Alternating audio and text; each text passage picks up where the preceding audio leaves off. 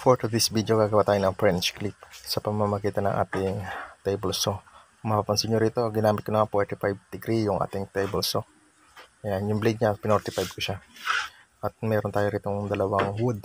Ayan, bali napagtabasan ko na nga lang to, kaya ganyan ang itsura niya. Pinati ko nga muna siya sa dalawa. Mas maganda nga sana kung straight lang, tapos ating sa gitna, isang tabas lang mangyayari.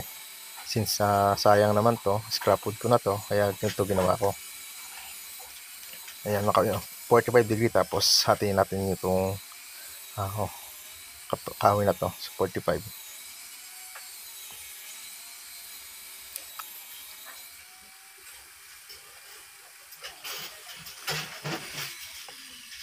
Bali ganito nga magiging tsura niya pag naka 45 na yung ating kahoy.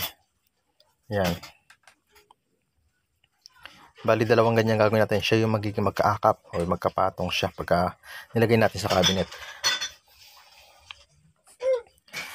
Mas matibay kasi yung ganitong French clip, lalo pagka gusto nyo tanggalin yung inyong cabinet. Mas magandang gawin ganito na lang. Instead na ipapako pa natin to, ito na ipipix natin tong isang na to, pwede natin tanggalin.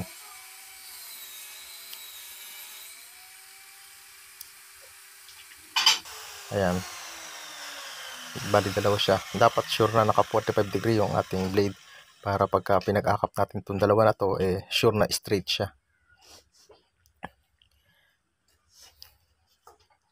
Ito nga yung isang partner niya. Ayan, kung mapapansin nyo, dapat 45 degree siya parehas. Para pagka pinagtikit siyang ganyan, straight siya. Dapat ganyan maging itsura niya. Yung isa niyan, ilalagay natin sa may likod ng cabinet. Tapos yung isa naman, ilalagay natin sa pader. Ayan. Dapat ganyan itsura niya. Pwede rin ganyan kalapad na kahoy, tsaka nyo lang siya ikat. Pwede. Yung mas maganda sana guys kung ganun. Wala kasi tayong ganyan kalapad na sayang naman itong mga scrap wood natin. Kaya ito na lang yung ginawa natin para sa French clip na gagawin natin. Ayan, ganyan dapat siya.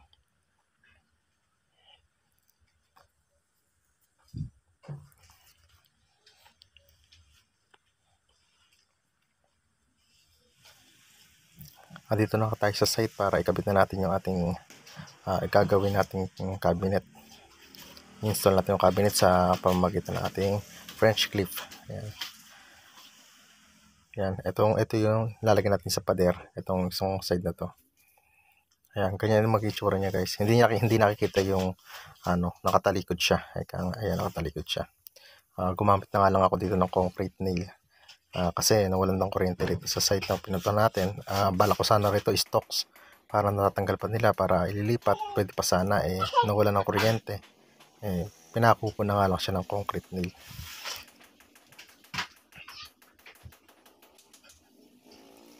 Sakali naman tatanggalin nila yan, pwede rin naman. Hindi naman ganun masisira yan. Putulin lang nila yung ulo ng pakong concrete nail na yan. Na may hila na nila yan. Yan lang magiging discard dyan kung sakali. Bali sa tindahan kasi to, patungan lang nila. At ito, susubukan natin siyang ikabit. Siya nga pala, yung cabinet na to is medyo malaki siya. 8 feet to, mahigit. Yan, kung mapapansin nyo yan, kulang 2 plywood dyan, plyboard. Kaya may kabigatan talaga siya.